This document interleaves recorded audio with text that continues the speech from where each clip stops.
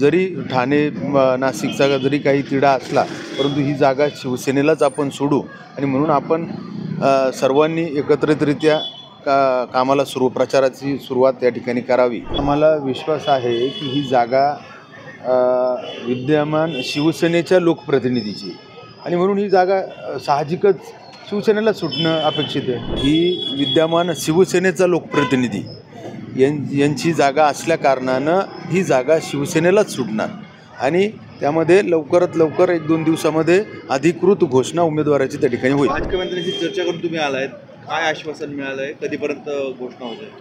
मला असं वाटतं का अधिकृत घोषणा 1-2 दिवसामध्ये त्या ठिकाणी होणार आहे आणि शिवसेनेचे मुख्य नेते आणि राज्याचे मुख्यमंत्री शिंदे साहेबांनी या ठिकाणी आश्वासित केलं की नाशिकची जागा ही आपल्या विद्यमान शिवसेना लोकप्रतिनिधीची आहे आणि म्हणून त्यामुळं ही जागा आपण जरी ठाणे नाशिकचा जरी काही तिढा असला, परंतु ही जागा शिवसेनेलाच आपण सोडू आणि म्हणून आपण सर्वांनी एकत्रितरित्या कामाला प्रचाराची सुरुवात त्या ठिकाणी करावी अशा प्रकारची आश्वासन त्या ठिकाणी दिले।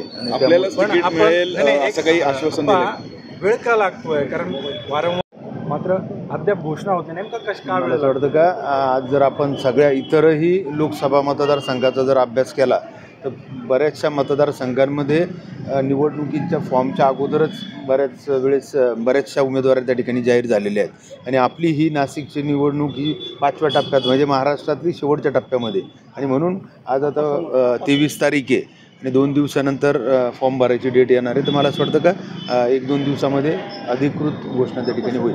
आपल्याला उमेदवारी की काही जरी असलं तरी राष्ट्रवादी आपला दावा नाशिकचा काही सोडणार नाही आहे, आपल्याला काय वाटतंय? नाही, आम्हाला विश्वास आहे की ही जागा विद्यमान शिवसेनेच्या लोकप्रतिनिधीची आणि म्हणून ही जागा साहजिकच शिवसेनेला सुटणं अपेक्षित आहे। आपण काल मुख्यमंत्र्यांची भेट घेतली, शिवसेनेला जरी जागा सुटत असली तरी आपल्यालाच तिकीट म्हणजे जे विद्यमान खासदार आहेत त्याच खासदारांना तिकीट मिळेल असं आश्वासन दिलंय मुख्यमंत्र्यांनी। वाटतं का अधिकृत घोषणा ही मुख्यमंत्री महोदय लवकरच 1-2 दिवसामध्ये करतील। भाजपने परत एकदा दावा केलेला आहे की ही जागा भाजपला सुटावी।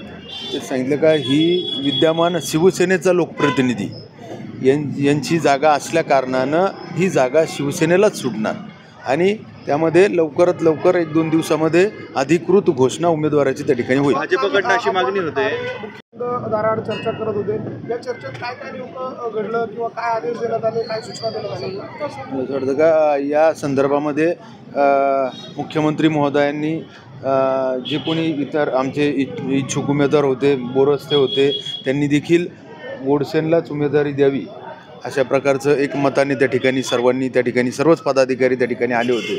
त्यांनी त्या ठिकाणी सांगितलं का वेळ अतिशय कमी आहे आणि म्हणून या वेळेमध्ये लोकांपर्यंत आपला उमेदवार पोहोचणं हे गरजेचं आहे आणि म्हणून आपल्या पक्षाच्या वतीनं आमचं एकमत झालेलं आहे का हेमंत गोडसेंला या ठिकाणी उमेदवारी द्यावी। किती विश्वास आहे आपल्याला ही जागा मुख्यमंत्री सोडून घेतील? मला असं वाटतं का 100% आपल्याला विश्वास आहे का ही जागा शिवसेनेलाच सुटेल।